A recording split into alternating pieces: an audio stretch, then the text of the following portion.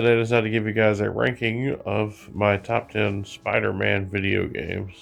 I've always been a big fan of the webhead, and I've really wanted to do a list of my top 10 favorite 3D Spider-Man games. There won't be any 2D ones on here, and nothing against the 2D games. I might even do a list of those at one point, but I decided to strictly stick to 3D ones since those were generally the ones I enjoyed the most. If I sound a little bit nasally, I do apologize, but I am still a bit under the weather. But without further ado, let's get started. Starting with Marvel's Spider-Man 2. Now, this one almost didn't even make the list. It was between this one and Edge of Time. Now, this one actually ends up pretty low on the list, mainly because it's just kind of disappointing. On paper, it's not a bad game. The problem with it is that we had to wait several years for this game, and a lot of assets are just kind of recycled from the first game and even Miles Morales. It's essentially just a lesser version of Web of Shadows, in my opinion. Yes, the swinging is a little bit more smooth, but much like the first Spider-Man game, though I do enjoy the new smooth swinging, it comes at the cost of any sort of challenge. The swinging almost feels a little bit automated. While it definitely looks good, it does still have some problems. I like that you can glide around, but the symbiote story I think is very poorly handled. Venom, despite being all over the advertisement, is not the main villain of this game. It's really Craven, whereas Venom is kind of tacked on to the last hour or two of the game. It's enjoyable. It's not a bad game by any means, but I feel that it is a pretty big step down from the first Spider-Man PS4 game, and one that I still do like and do recommend, but it's not as great as it could be. Up next is Spider-Man 3, but more specifically, the Wii version of Spider-Man 3.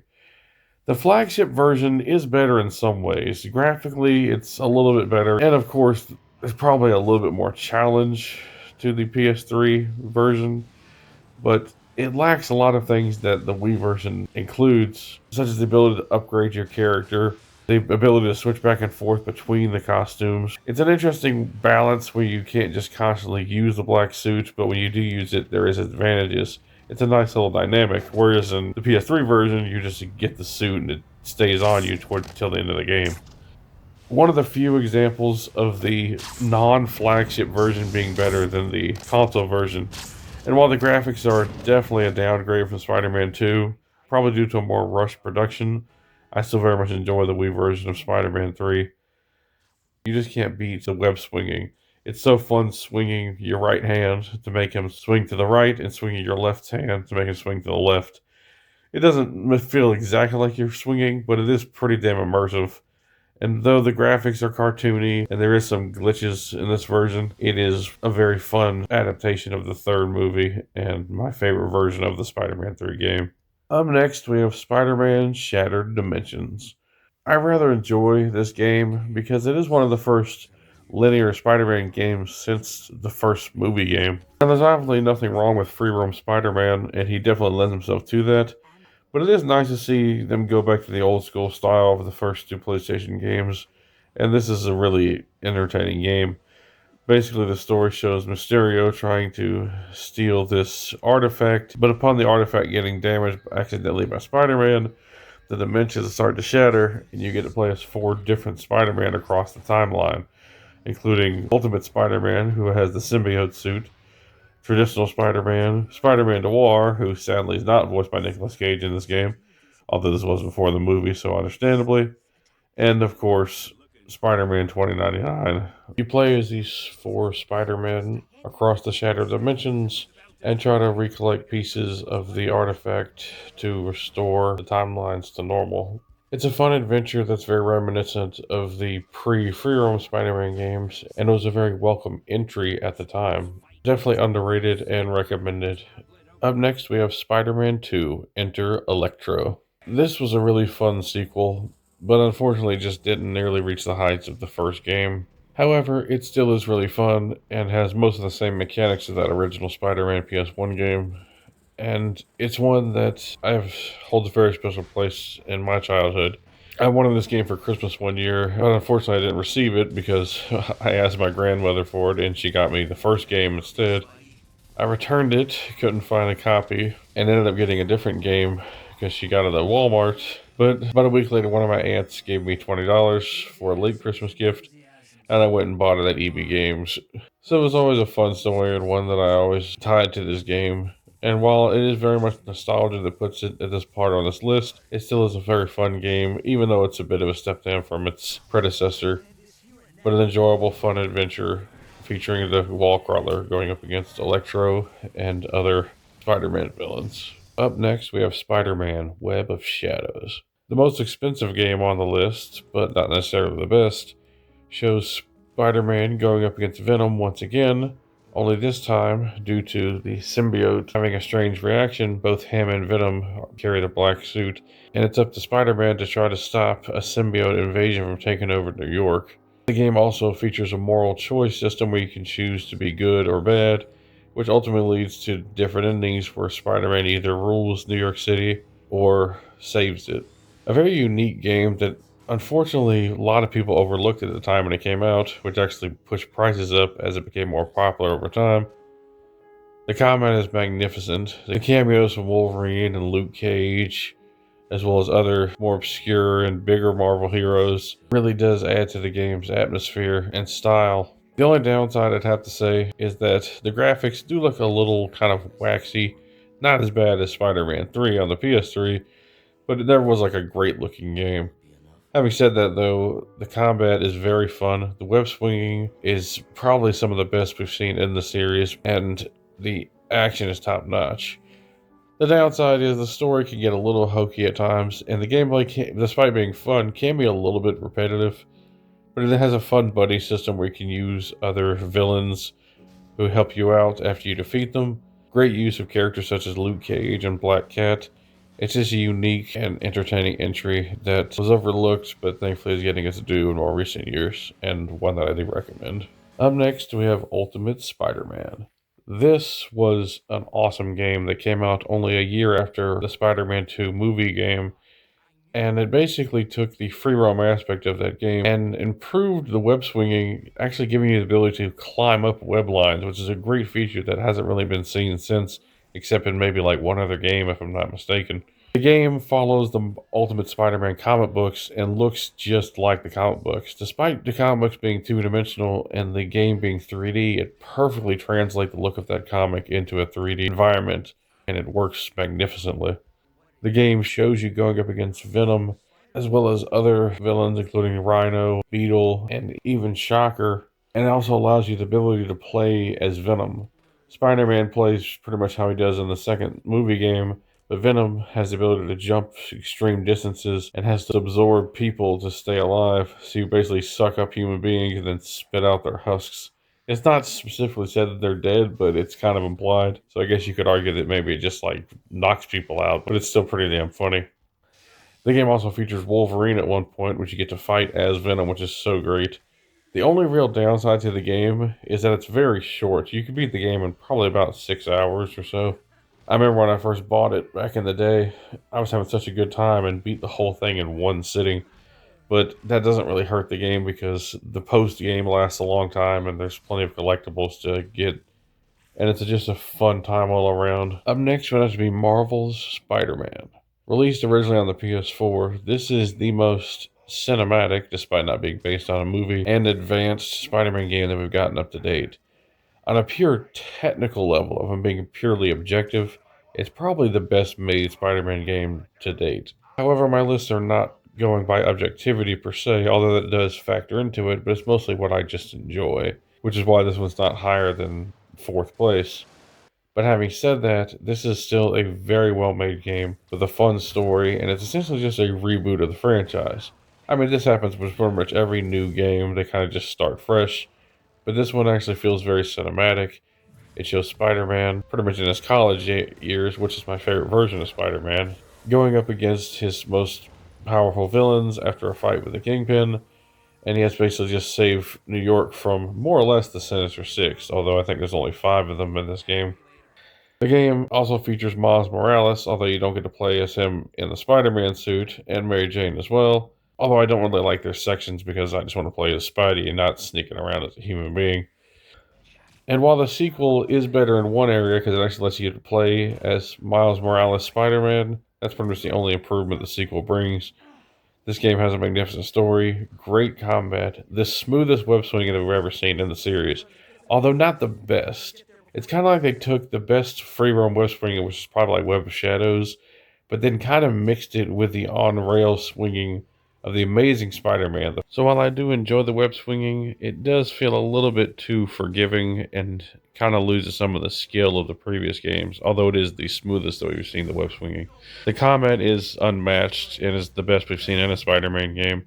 It's basically just taking more or less the Arkham combat from the Arkham games, but speeding it up and adding Spider Man abilities to it, and that really works very well.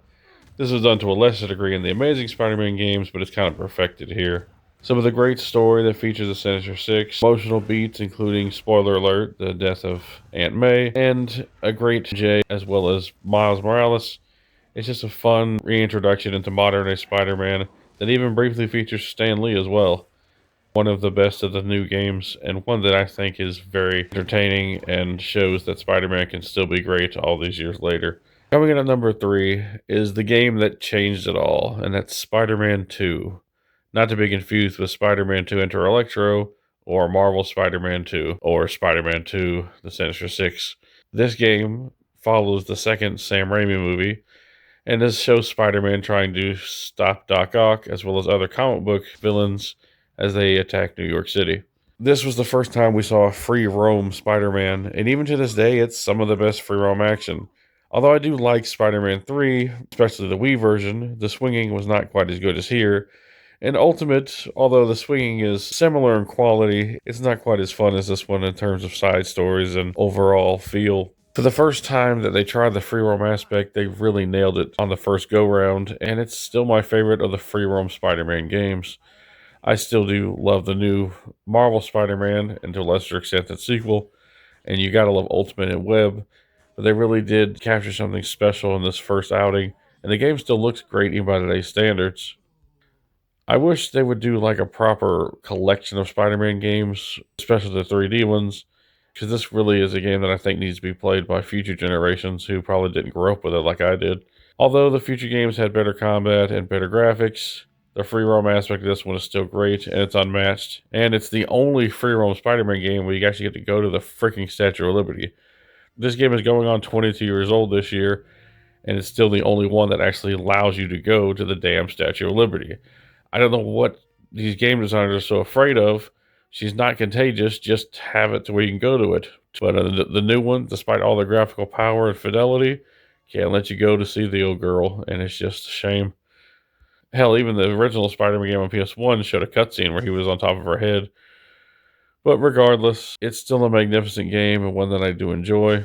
And I recommend it to anyone who wants to try the first ever free roam Spider-Man game or just loves the movie. Coming in at number 2 would have to be the first Spider-Man Sam Raimi movie games. Although it's technically just called Spider-Man, it's still one of my favorite Spider-Man games out there. And it's my favorite movie game if anyone ever watched that video, which I had released not too long ago. This one follows the events of the first film, but it also, the reason why I love this one so much is it's essentially the unofficial third game in the original Spider-Man 3D game trilogy. Much like the first two PS1 Spider-Man games has very similar combat, and those games didn't feature the Goblin, and this one does. It is technically based on the movie, but due to how it's set up and how it plays, with slight tweaks, this could just be the official third game in that trilogy. And that's basically how I look at it. Yes, it is based on the movie, but like I said, it's slight tweak here or there, and it's just the third game in that trilogy, and it plays magnificently. Basically, with a similar combat of those games, as well as the linear levels that are still wide open, it's still really fun. It's not free roam like the later Spider-Man games, and I can understand that putting this lower on many people's lists, and that is understandable. But the world, the feel, the look of this game, it's just great. What's really strange about the Spider-Man movie games is each one kind of look worse than the last. I think this is the best looking, especially for the year it came out. The second one looking worse, but admittedly there was a free roam city, so there's more to animate. And the third one somehow looking even worse than that. This game series got uglier and uglier until we got the really beautiful Ultimate Spider-Man. Which just goes to show simplicity sometimes makes for better looking games. But regardless of that, I think this game is great. It features magnificent villains, including Scorpion, Vulture, and even Shocker. And of course, Green Goblin is great, who's voiced by Willem Dafoe. There's nothing to love about this game. It's also one of the hardest Spider-Man games out there, which I think really is something that's missing from a lot of these games. This game provides a real good challenge, especially on hard mode. So if you want a fun adventure based on a great movie with great characters and an unofficial sequel to the previous two Spider-Man games that came before it, I'd highly recommend this one. But coming in at number one is 2000's Spider-Man. This game was based on the 90s comics of the time, and it really shows. Now, this game is not free roam like later games. The combat is not nearly as complex. It doesn't have a large open city to go in, but it does have large levels with fun combat, colorful environments, great villains, and a really entertaining yet campy story.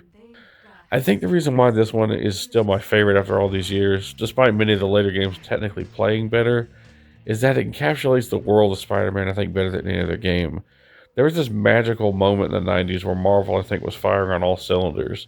Before the movies and the MCU and all that stuff, this game basically captured that era of Spider-Man, and it's College Age Spider-Man, which, like I said earlier, is my favorite. And it shows Spider-Man going up against Doc Ock, who has poisoned the city, as well as Venom, Carnage, Mysterio, and even the Rhino. How Scorpion even shows up as one of the bosses. And you have to go up against this gauntlet of villains while traveling from the rooftops of Manhattan to the sewers and eventually an underground lair against Dr. Octopus. There's even a part of the game we get to go to the Daily Bugle as well. And better than any other game in this franchise, it just shows Spider-Man, I think, at his absolute peak and captures that character, I think, better than any video game that I've ever played. There are technically better playing games out there, but from the awesome costume selection, the collectibles such as different comic books, and hell, even a really fun what-if mode that basically changes up the game and shows you weird things such as Ghost Rider flying down buildings and strange references to Beatles songs and all sorts of different odd stuff. The game just delivers in so many different ways. It can be beaten in about a day, and it's very short. Between the great unlockables, the different costumes, the great encapsulation of the Spider-Man of the 90s, I just really love this game. There's definitely some nostalgia at play here, but I played this game at least 4 to 5 times a year. I mean, it's very short after all, and I just find myself coming back to this one more than any other Spider-Man game.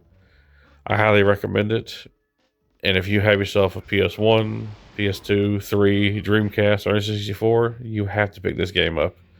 The absolute best of the Spider-Man franchise. Well, that's my list.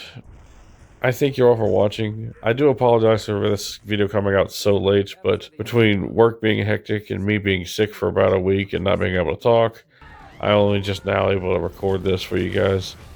My next 2 videos will be out much quicker. I plan on doing a video about the new Avatar film as well as a ranking of the Tron movies. So look forward to those much quicker than this one.